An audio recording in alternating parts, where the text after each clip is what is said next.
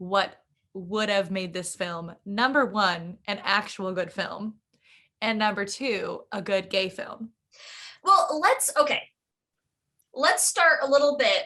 Give us your experience with the movie. And God, I don't even know which one I want to dive into first. There's so many, but yeah, let's start with what would have made this a better movie. Like, tell me your experience and tell me what was wrong with the movie. Okay, yes. Estimation. We'll start there.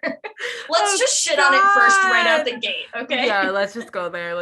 Okay, so my experience with this film is I had never seen it. And this week we were like, you know what? We're gonna do, it's always when it's the two of us, it's like, okay, let's pick a movie, something quick and easy we can watch. And we were like, okay, let's try You Again. We watched it. I watched it 2 days ago. And I just did not like it. I just feel like, okay, here's what could have made it better. Number one, writing. Yeah. Like, none of the jokes landed. Like, I found very little funny about this film. Yeah. And mostly traumatizing. Like, the whole like point of the film is supposed to be that Joanna, who is Marnie's bully in high school, right, is that she has this whole redemption arc, and then Marnie comes back and is like, oh no, you're still a bad person, and ignores all of Joanna's redemption arc. But the thing that makes it horrible is that Marnie's right. Yeah. Joanna's still a horrible person. And they drags Marnie down with her. Yeah, and then they pretend like Joanna has made this huge transformation, and they try to like shoehorn you into being like, ah, Joanna. So when like she has proved nothing of the sort. Yeah. I don't see any redemption arc there. The writing, here's my problem with a lot of the writing of this movie. I have two main problems with the writing of this movie. The first of them is I don't think this movie ever decided what it wanted to be. Yes. Right? It's a little bit of a character piece with the storyline of Joanna was terrible, then her parents died and she wants to be better, and now she's being better, but Marnie's not giving her a chance to be better because she bullied her. And there's like that side. Then there's the Adam Sandler, like Ben Stiller side of the movie that's like the comedy of errors, where Marnie came home and she's hot and successful now, but she keeps messing up and has to get her hair cut back into bangs and get stung by ants for no reason other than to re-traumatize this woman in adulthood.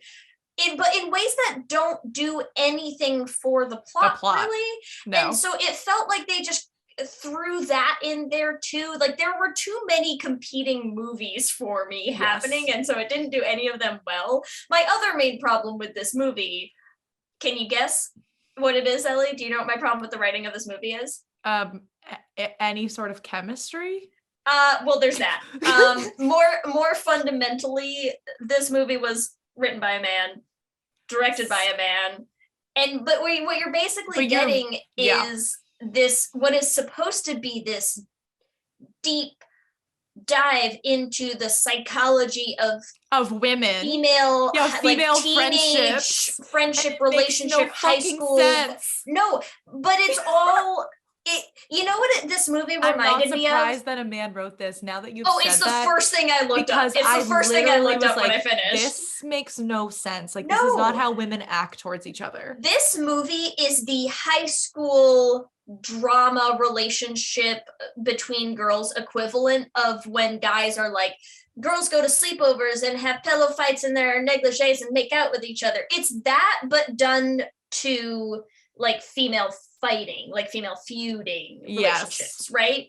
Where you're just like, I don't think you actually understand what that relationship would look like, what would be driving it, what would be underneath it, what that reunion would have looked like. It just kind of felt like somebody just inventing this fantasy of female psyches, you know? It feels like a man heard a friend at a dinner party talk about a friend that she used to have in high Yes. school, that they had a big falling out and now they're not friends anymore. And he was like, great film idea. Great idea. Let I'll me make write it this. multi-generational. Yeah. Okay, that makes so much sense because to be fair, if we're going to dive into what would have made this film better in a gay sense, some like a kernel of that is true. And Mm. that's where this movie is very gay. Yes. Is that the kernel of that is that there are very intense relationships between these women. Correct. Right?